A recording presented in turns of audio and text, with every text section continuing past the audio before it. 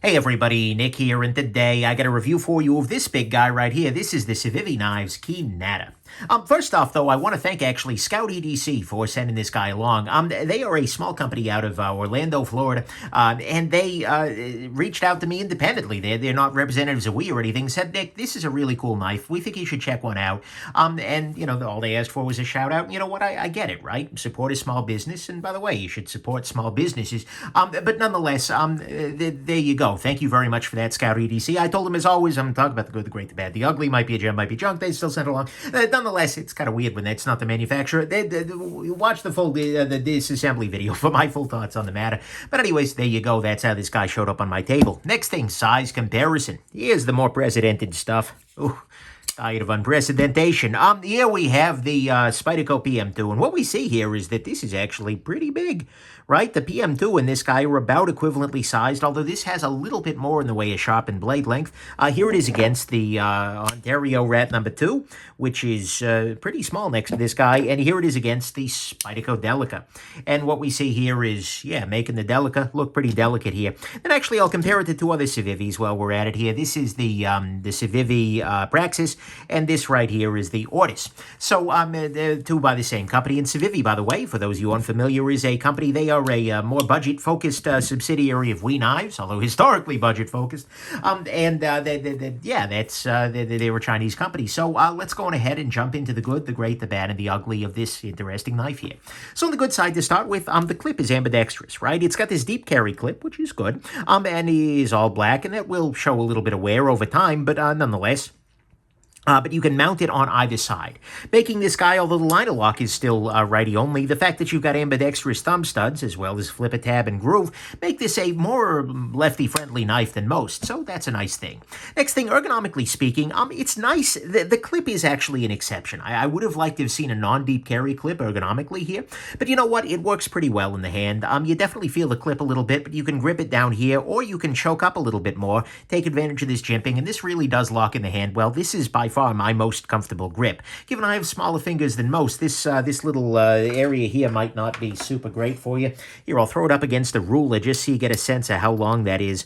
That gives you, maybe a 1.5 centimeters or, yeah. But nonetheless, then the blade length on this guy is just under 3.5 inches, maybe just over, depending on whether or not the cop likes you at that given moment. But anyways, I digress. The ergos are fine here. Next thing, this has a very subtle lanyard hole, which is the very best thing a lanyard hole can be. You can see here in the back, there's a little post. You can put a lanyard around it, but if you don't want one, you don't have one. Beautiful thing. Next thing, this has a very nice action to it. It's got, and in fact, it's a very versatile action. What you've got here is a flip a tab on the back here, so you can deploy it like that, no problem. But you also have a pair of ambidextrous thumb studs, which allow you to deploy it like that, no problem. And for those of you who like to flick, this surface here can be used to flick the knife open with your index finger, like so. And so that's actually great. I appreciate that very much. And it gives people a choice in different opening methods, which they may find, well, useful, interesting. So I appreciate that very much. And the action is, generally speaking, quite good. Civivi is very good at things like detent and action, even on the close. Pretty nice. So that's good. Next thing, the blade on this guy. It's a weird blade in that it has a compound grind. What I mean by that is that the grind is different here than it is up front here. But what we see here is it comes down to a nice thin edge, which I appreciate very much. And in fact, even the tip is relatively thin, and it has a little bit of interest to it, visually speaking. I can see some people really liking the look of this blade with that compound grind in there. It also has a very nice sharpening choil. The steel here is N690, and we'll talk about that a little bit later on. But nonetheless, where does it say that? I could have sworn they labeled it. Maybe they didn't. Either way, the steel on this guy is N690. We'll talk about that later, but nonetheless, it is a nice blade. And then finally, actually, no, I'm sorry, that's the good, is that it's got a nice blade, a good action, subtle lanyard hole, decent ergos, and an ambidextrous clip. The great side to me, the design is just a little bit more unusual. One of the biggest problems that Civivi, and frankly a lot of the Chinese companies are having these days, is they keep putting out things that are the same.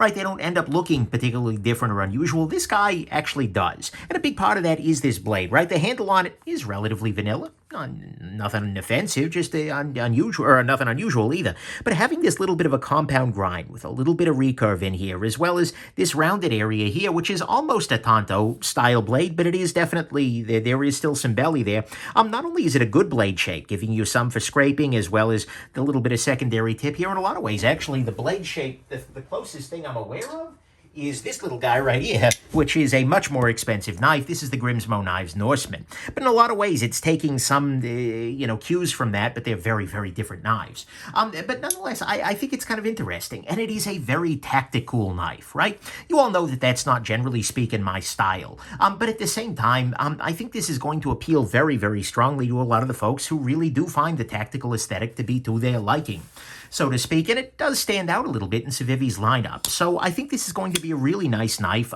for people who really like that tactical aesthetic, who like the compound grind, etc., but is also a very safe knife, a very reasonable quality knife, etc. So to me, at least, that's what's great here, is it's got kind of an unusual, very tactical design that I think will be appealing to a bunch of people.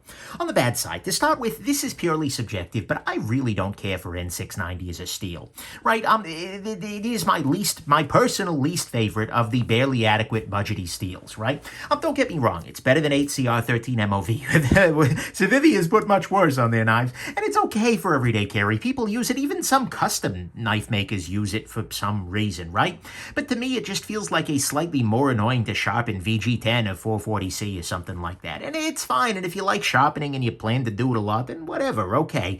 But to me, it just sort of generally underperforms in terms of edge holding, sharpenability, and price, right? If you got some reason to love N690 that I'm not thinking about, let me know down in the comments. But to me, it feels like a steel that nobody would miss if, it got Thanos snapped out of existence, right? And especially when we've seen Civivi using things like VG10 or 154CM, 12C28, this just feels like a little bit of a weird choice. I'm hoping it's not going to be a long-term thing. It just, like I said, it's purely subjective, but it's just a steel that's annoying, right? It's not better than anything else and slightly worse than a bunch of things. Oh, okay, that's not true. It's much better than 8CR13 MOV or something like that. But still, relative to the other stuff that's in that acceptable range, whatever. But that, again, take that with a grain of salt as you will. I'm just ranting. This is my personal opinion. Well, everything is. Next thing, this groove on the blade here is absolutely going to catch crud here. There's not a whole lot of reason for a lightning groove like that. The only possibility really is for the flick itself, which, by the way, is fine. It's something that some people enjoy. But do realize that this is going to collect little bits of crud, and it's actually going to be a little bit of a pain to get in there and get cleaned out, especially because it comes right up to the thumb studs here, which I don't think is a bad aesthetic at all, but, just keep that in mind. You're going to be mixing whatever you cut today with whatever you cut yesterday, and, that's the nature of the beast. Right? Next thing, the recurve on this guy. What I mean by recurve is there's a little area where it's kind of concave in here. If I put this guy up against the ruler, what we see here is there is definitely a gap between the secondary tip there and the bottom of the sharpening choil. And as a result, what this means is not a whole lot in terms of everyday use, but if you are attempting to sharpen using a flat bench stone of some variety or another, it means that you're not going to be able to get the entirety of the bottom of the blade up against that stone. There are ways to work around it, and certainly there are other approaches, like rod-based systems. This is going to be absolutely fine for, but any time that you do a recurve, you are going to pay a slight price in terms of ease of sharpening. And then finally, on the bad side, to me, the price on this guy is not so impressive. We're at $73. And, as I was carrying this guy, as I was using this guy, I was figuring this is going to be about a $50 knife, right? Because it feels along the lines of, for instance, your Civivi Backlash or the Ortis or things like that. It feels very much along those lines, but then another $20 or so snuck in there somehow, right? It's a fine piece. I'm sure a lot of folks are going to like it. And if you like the style, then you're probably going to pay this price, right? It's not bad, but I don't love the fact that it feels like Civivi is creeping up in the price range, right? Civivi made a name for themselves by hopping into the market in that $40, $50 price point underneath their competition and then dropping well-finished knives with good actions and those kinds of things. And I'd really hate to see them get cocky and start padding their price points, as this feels a little bit padded, right? and then end up getting Civivi'd by somebody else. I mean, maybe that's the circle of life, right? I don't know. But at the same time, this definitely doesn't feel like a super competitive price point from a company that historically did. And I don't want to see them leave the budget because, well, frankly, they've been a really strong player in that budget end. And, yeah, that's their value, at least to the market as far as I see. So anyways, to me, all of that is the bad, is that the price is a little bit on the higher side relative to a lot of their other stuff. Recurve is going to cause a little trouble. The groove is going to catch crud, and N690 is a steel I'm just never excited to see. On the ugly front, there's nothing particularly ugly here, so let's just go into your final conclusion.